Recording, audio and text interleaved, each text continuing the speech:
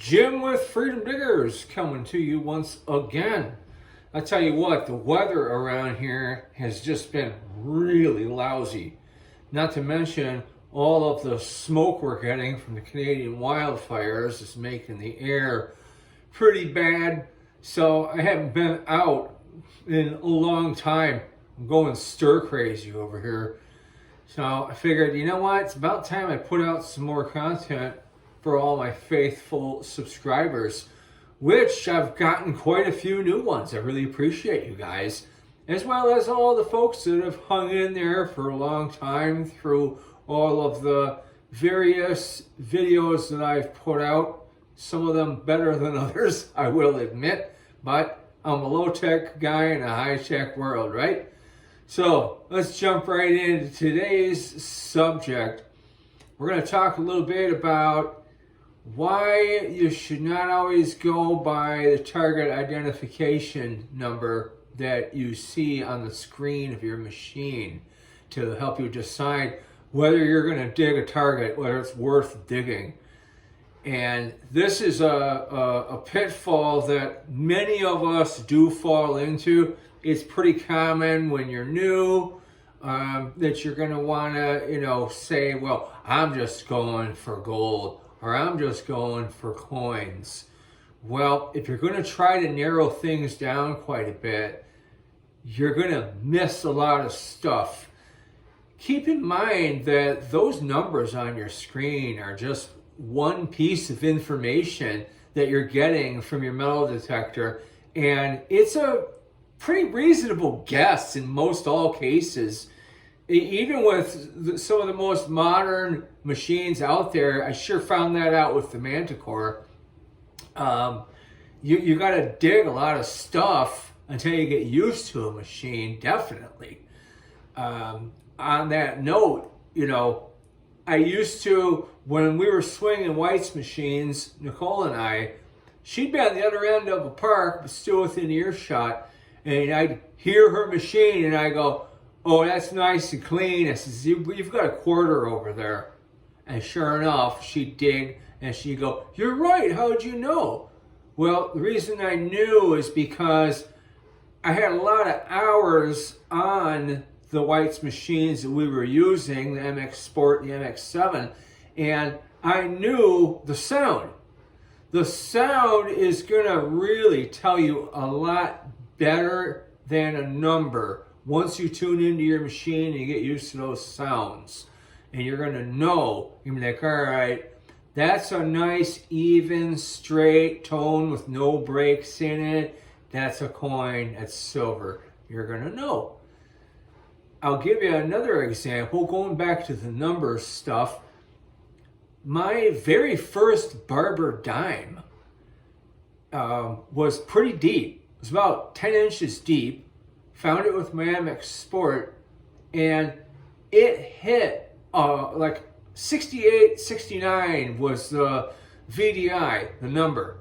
Now, on that machine, that's pretty squarely in zinc Lincoln penny range, which is a range that a lot of people are going to ignore. In fact, at that time, I was hunting with a friend of mine that swung an AT Pro that notched out everything from zinc penny and below. Just like that. And I pulled this thing, I flipped the plug over, and there it was sitting in the plug. Now, why did it ring low like that? First off, it was sitting in the plug, kind of on edge, slightly tilted, and this dime was pretty worn. It was pretty thin. It was a 1906. And how thinly worn a coin is going to affect that number. Keep that in mind. So generally, what I like to do, if I'm going to use discrimination, which I really don't discriminate a lot most of the time, but if I get into a more trashy area, like let's say I'm going to discriminate out the zinc Lincolns that I mentioned, I'll set up my discrimination so that it just slightly goes into that range. Like if I was using a machine where I could do it number by number, like the Equinox I have now, I would discriminate out, let's say 69 is a zinc penny. I would open up 67, 68, 69, and above that. I keep a wider zone open because a lot of times something that normally falls right in that range, like a 70, if it's oriented weird or if it's got some wear, it's not going to hit right at 70. It might hit at 67. So there you go. There's an example. Another example is my first Indian head penny. I wanted one of them so bad that I could hardly sleep at night. All right, I slept.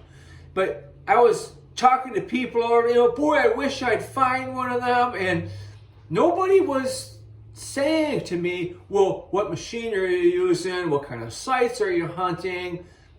Nobody even thought of that. Here I am, I'm on all these different groups and stuff, and I'm, I still haven't found an Indian head penny. Whenever someone will post they found one, and they'd say, oh, well, they're out there, good luck. And finally, I directly asked someone that had found quite a few of them.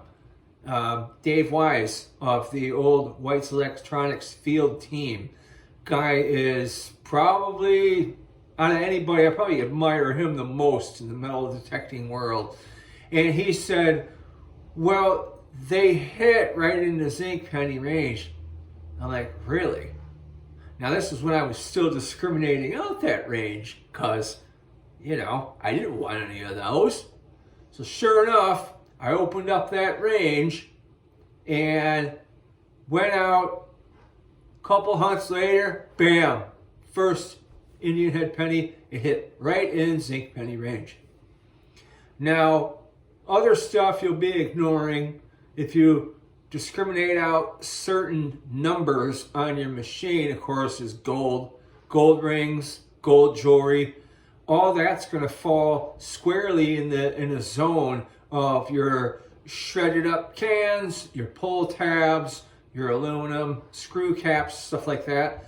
If you're ignoring all that or notching out, discriminating out all of that by the numbers, then you're missing all that. That's another reason why I say that a site is never fully hunted out, because there's a lot of people out there, they're out there and they're going to go out and they're going to cherry pick. They're going to miss a lot of things. And that's fine. You know what? I cherry pick too. If I don't have a lot of time to hunt a spot, I just want a little bit of dirt therapy and maybe, get some gas money, then yeah, I'll set up a pattern where I'm just going to strictly shoot for some coins. Nothing wrong with that. But if you're really looking to increase the weight of the keeper side of your pouch or fill up your fines container with the good stuff, you got to watch it on that. You really do. So that's just a little food for thought for you. Give you something to chew on. And speaking of chewing, I'm going to be getting myself some dinner here in a few minutes. I want to thank all of you for viewing. And if you like what you see, subscribe. Drop a comment too. Tell me if you like the video, or if the video sucks, or if you just think I'm way off base, you want to tell me, Jim, you're dead nuts wrong. I discriminate out everything except silver, and I find silver all day. Let me know. In the meantime, folks, dig responsibly, and of course, keep it dig free or die by doing so. We'll see you next time. Thanks for watching.